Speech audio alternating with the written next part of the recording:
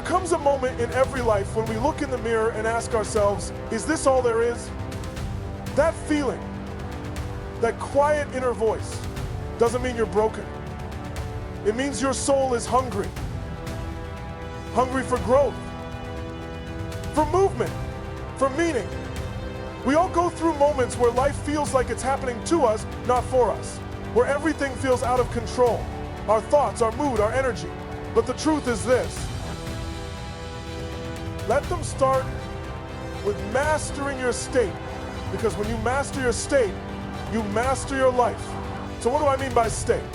Your state is the mental, emotional, and physical condition you're in at any given moment. It's the energy you bring to a situation. Think about it. Have you ever been in a bad mood and made a terrible decision? Or been in a great mood and felt like you could conquer the world?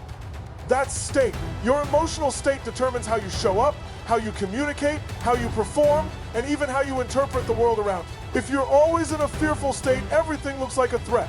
If you're in a confident state, everything looks like an opportunity. That's why state is everything. Now let's break this down. There are three forces that shape your state: physiology, focus, and language. Let's start with physiology because it's the fastest way to change how you feel.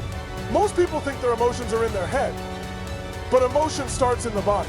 If you sit slouched, breathe shallowly, and move slowly, your brain gets the message, I'm tired, I'm low energy, I'm defeated. But if you stand tall, breathe deeply, move with certainty, your brain says, I'm alive, I'm strong, I'm ready. That's not motivation, that's science. Your body and mind are connected.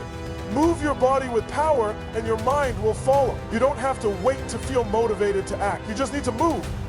Jump up, shake your body, clap your hands, do 10 push-ups, change your physical pattern and you interrupt the mental one. Athletes do this, speakers do this, I do this every single day. Before I go on stage, I don't sit there hoping to feel good. I create the energy with my body. If you want to change your emotions, stop overthinking and start moving. The second force that shapes your state is your focus. What you focus on, you feel. Two people can experience the same event. One walks away angry, the other inspired. Why? Focus. One focused on what they lost, the other focused on what they gained. Your mind is like a spotlight, and whatever you shine it on becomes your reality. If you constantly focus on what's missing, what's wrong, and what's out of your control, you'll feel helpless. But if you focus on what you have, what's working, and what you can do, you'll feel empowered. Every single day, you are asking yourself questions, some conscious, some unconscious. Why does this always happen to me? Leads to suffering. But what can I learn from this? Leads to growth. What's wrong with me? Weakens you. What's good about this? What's the opportunity here? Empowers you. The brain is always answering your questions, so make sure you're asking the right ones. Direct your focus and you direct your future. The third force shaping your state is language. Words are powerful. They're not just sounds, they shape your emotional world. For example, if you say, I'm overwhelmed, you feel stuck. But if you say, I'm challenged, suddenly it feels like something you can overcome. If you tell yourself, I'm destroyed, your nervous system collapses. But if you say, I'm rebuilding, your body leans forward. That's the power of language. Change your words, change your story. You have to start speaking to yourself like someone who loves you. Too many of us use language that tears us down. We say things like, I always screw things up, or I'm just not enough. But you wouldn't say that to your best friend, so why say it to yourself? Your inner dialogue is either your prison or your power. Speak strength, speak possibility, speak truth. You are becoming who you tell yourself you are. Now, beyond managing your state in the moment, you need something bigger pulling you forward. Something that makes you want to show up, grow, and contribute. That's your compelling future. It's the vision that gives your life purpose. When people lose energy, they often think something is wrong with them. But most of the time, it's not depression, it's disconnection. Disconnection from a future that excites them. What's the future you're building? Can you see it in your mind? Can you feel it in your body? Is it pulling you forward when life gets hard? If you don't have a vision for your life, you'll settle for someone else's. And you'll wake up one day wondering why you feel lost. But when your future is so powerful, so meaningful, so compelling, you start taking action, even on the hard days. even when no one is watching. That's what vision does. It gives pain a purpose. It gives failure a lesson.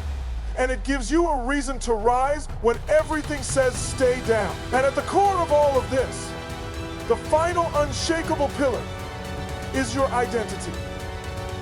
You will never outgrow the story you tell yourself about who you are. You can have all the tools, all the strategies, all the motivation. But if your identity says, I'm not the kind of person who can succeed, your actions will always reflect that belief. If you believe you're average, you'll sabotage your way back to average, no matter how well things go. But the moment you raise your identity, your life starts to rise with it. Here's the truth. Identity is not fixed, it's chosen. Every day you're reinforcing an idea of who you are. The question is, are you reinforcing a version of yourself that lifts you up or holds you back?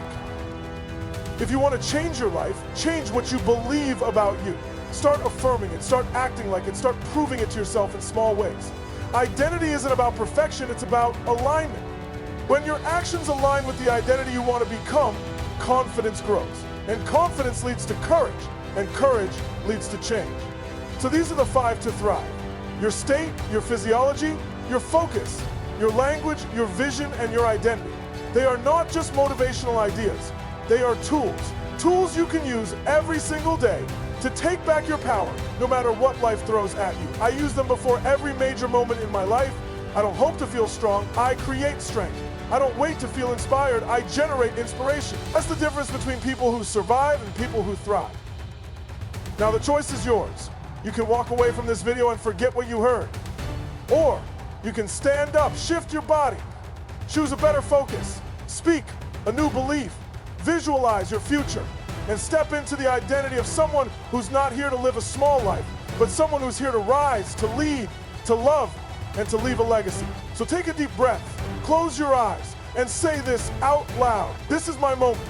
This is my time. I am not who I was. I am who I decide to become. And I choose to thrive.